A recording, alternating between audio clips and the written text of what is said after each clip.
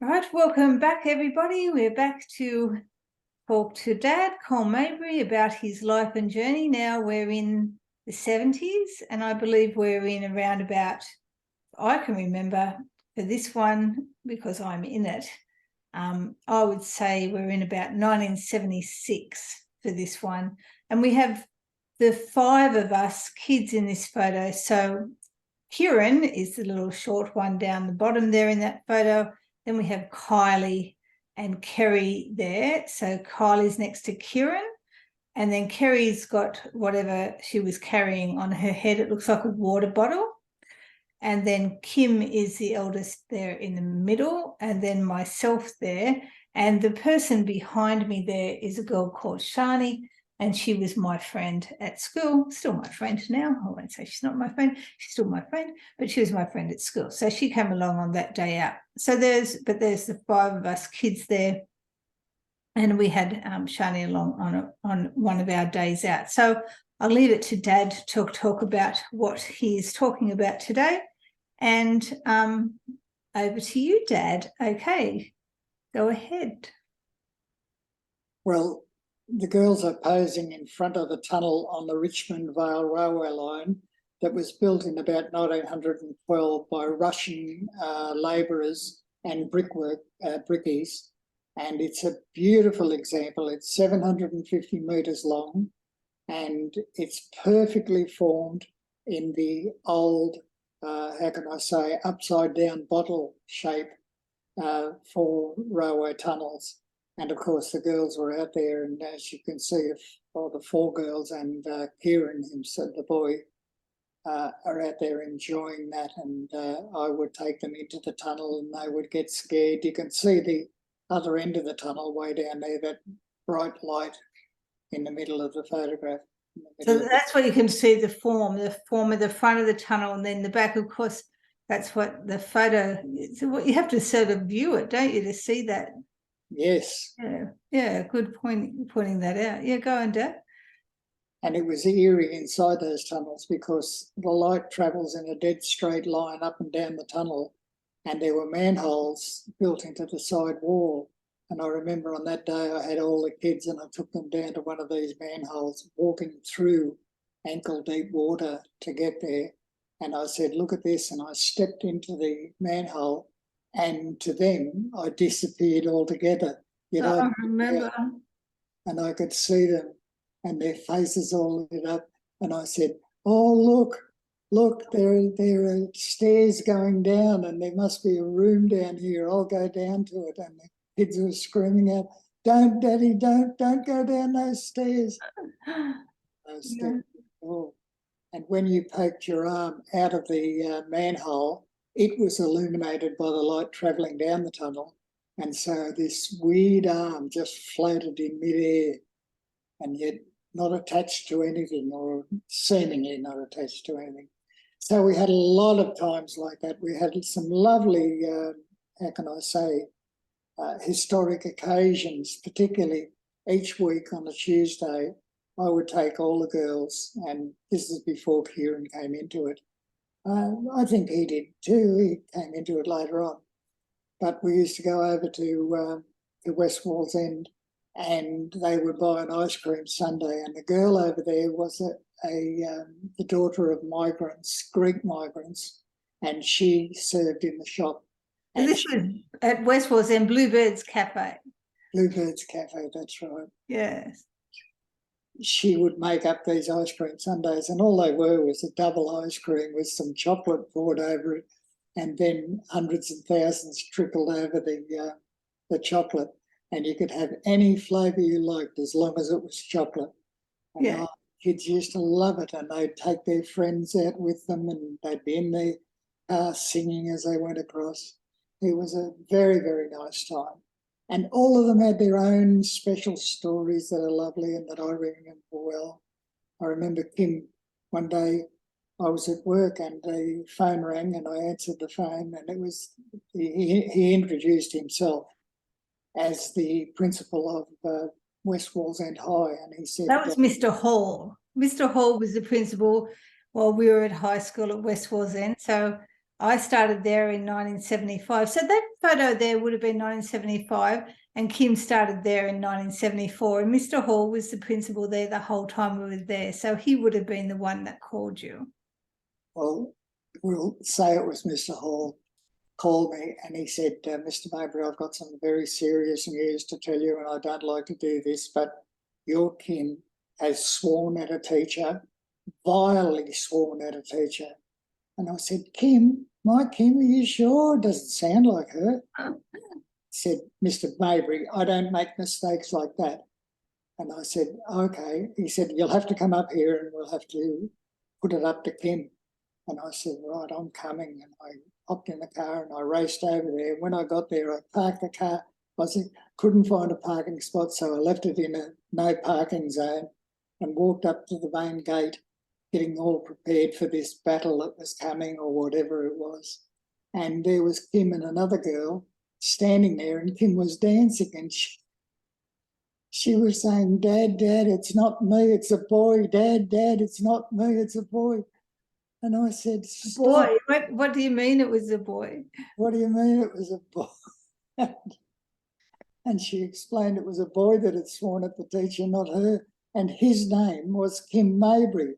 And it seemed the same name, but there was a boy with the same name. With the same name. Yeah. And it turned out he lived 3 streets from us, and yet we didn't know of that Maybury family. And he, of course, obviously, I don't know whether he knew of Kim, but Kim didn't know of him at all. And later on, weird coincidences in life. I'd advertised for a gardener, and I walked into the club one night, and this bloke walked up and he said, Col, I'm Ron Maybury, the father of Kim. And he said, you advertised for a gardener and I'd like to apply for the job. And I said, you've got it. Come down and take over. And he came down, he worked for me for about 15 years. Oh, wow. Gardener, and did wonderful work.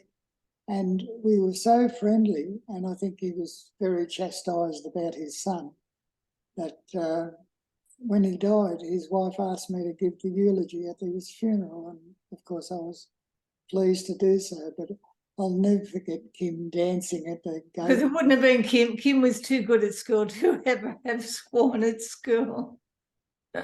So completely out of character. Dad, it's not me, it's a boy, it's a boy. Oh, well. But Kathleen, I particularly remember when she said to me, look, Dad, I'm 6 now, and Kim can go to the shop with a basket and the money tied up in a handkerchief. Why can't I? And I said, of course, Kathleen, if you're 6 and you're responsible enough and you know what to do and how to handle the roadways, well, you can go to that as well. So I made up a basket and I put a handkerchief inside with some grocery items and money, and tied it all up and gave it to her. And she went off proudly walking up our little street to Garth Street, the big street that ran through Edgeworth. Yes. And as she turned the corner, I ran as quickly as I could up to the corner, and I knelt down or got down on all 4s at the corner at the fence, and I watched her walking down, and I told her she had to stop at Lloyd Street and look both ways and make sure there's no traffic, and then go across and then walk down to the shop on the corner, go into the shop, get the gear and untie the handkerchief, get the gear and then bring it all back with a handkerchief tied up again and stop at Lloyd Street, as she did. And I was so proud of her, but I often wonder what the neighbours thought of me. Letting your 6-year-old go to the shop on her own and you following me. Yeah. No, it was marvellous. She wanted to work. She was a girl who wanted to work, and she's been that way all her life. Oh, there you go. Started then. Commanding in her livelihood. And Kerri, you can see Kerri there. She's not interested in getting the photograph. She's got something on her head, and you don't see a photo with Kerri facing the camera still. She still has photos with her head turned. She crawled on my knee one time and she said to me, you know, Dad, you tell the other girls that they're the favourite, but that's not true, is it? I'm the favourite. And I said, of course you are, Kerri. And she squirmed on my knee. And then later on, she came back to me and she climbed and she said, have a look at the on my foot. And on the ball of her foot was a wart. And I'd never seen that sort of thing before. But I remembered they told me about it. A lot of it is psychological warts. And so I remembered what my grandfather had said. And that was that you got a straw out of the broom, you cut it in half, made a cross, and you bound it up with cotton to make the cross piece. Then you scratched the top of the wart and you put a drop of blood or whatever came out on it. And we did that.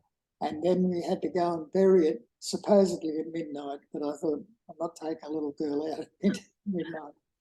So we had to bury it at the crossroads, and up we went to the corner of Garth Street and Hall Street, only about 5 or 6 houses from our place.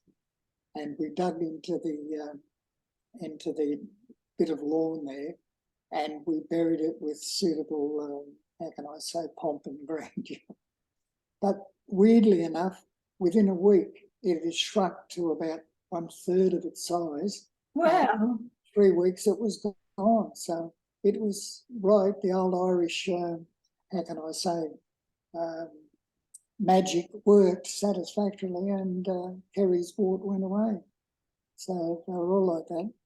Now, Kylie, sorry, Kathleen. Oh, I was saying it worked, so it absolutely worked. It worked perfectly as far as I could see.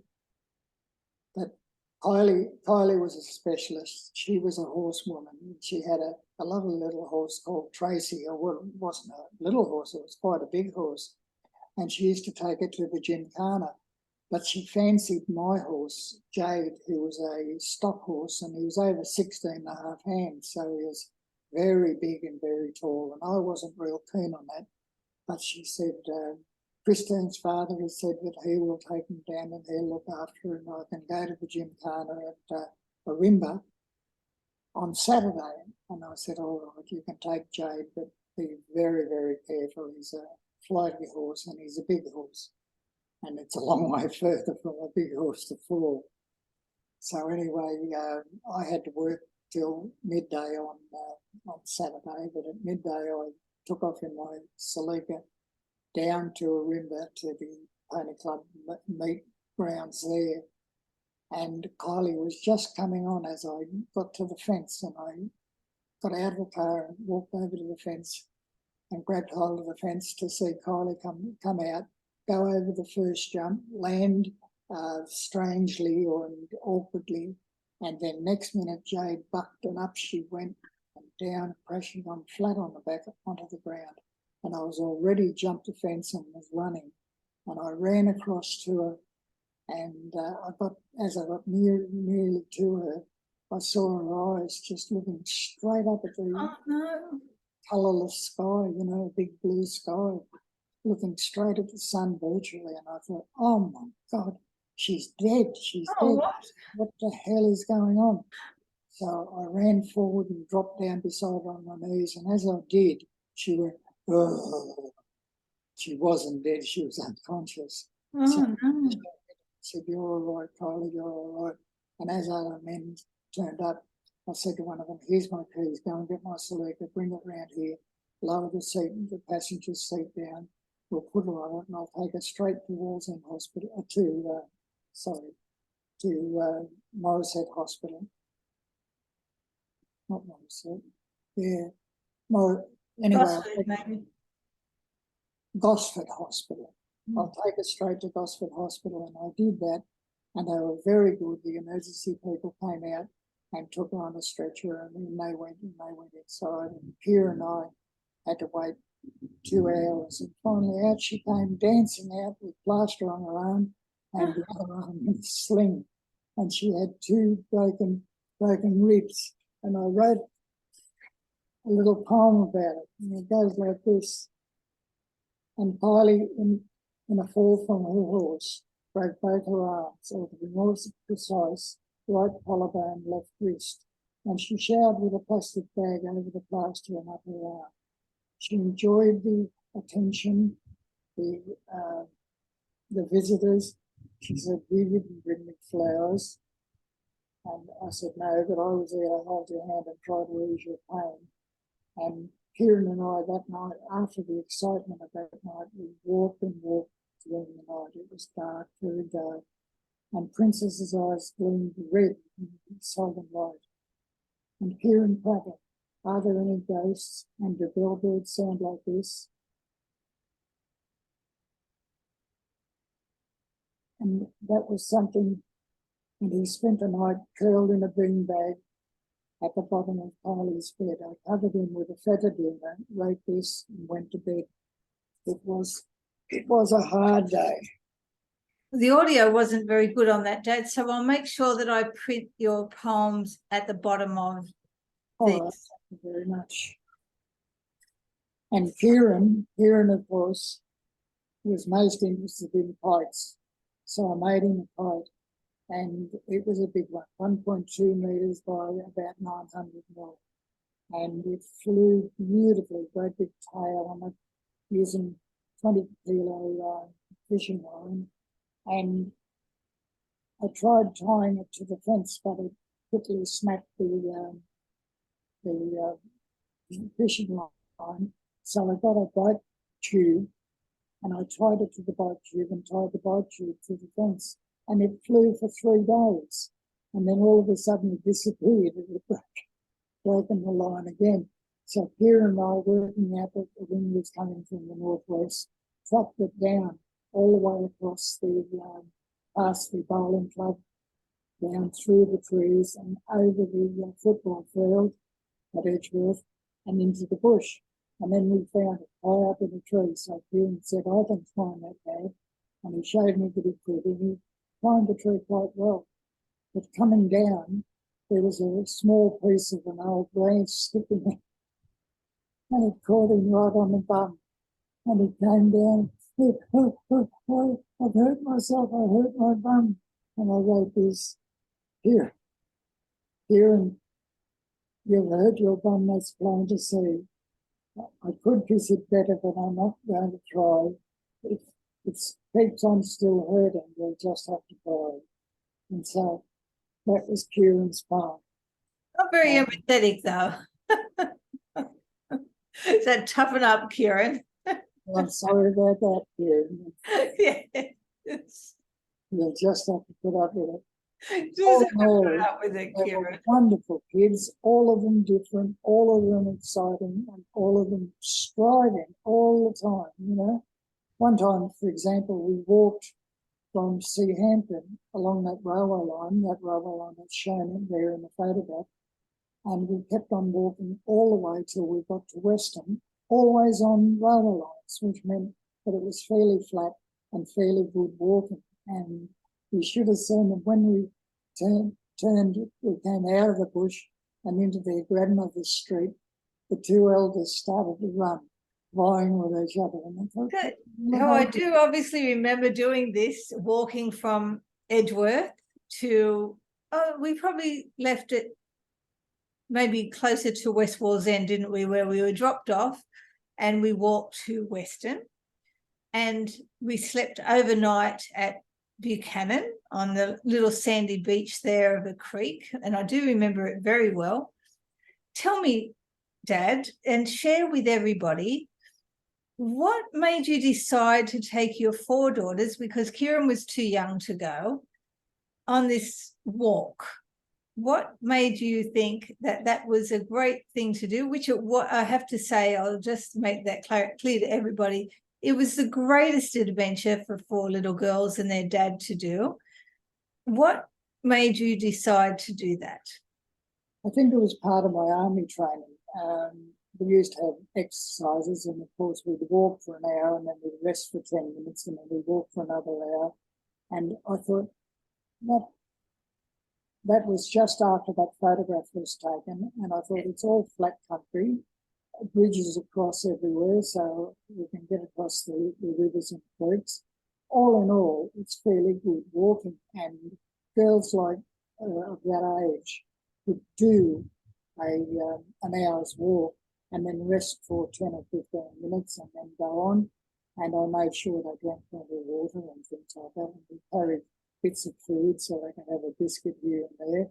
And then when we got to the creek, we camped on the sand, and it was very pleasant. And we pointed out things like a satellite going over. That was the first time I'd ever seen a satellite going over, and that was just after the Man on the Moon thing.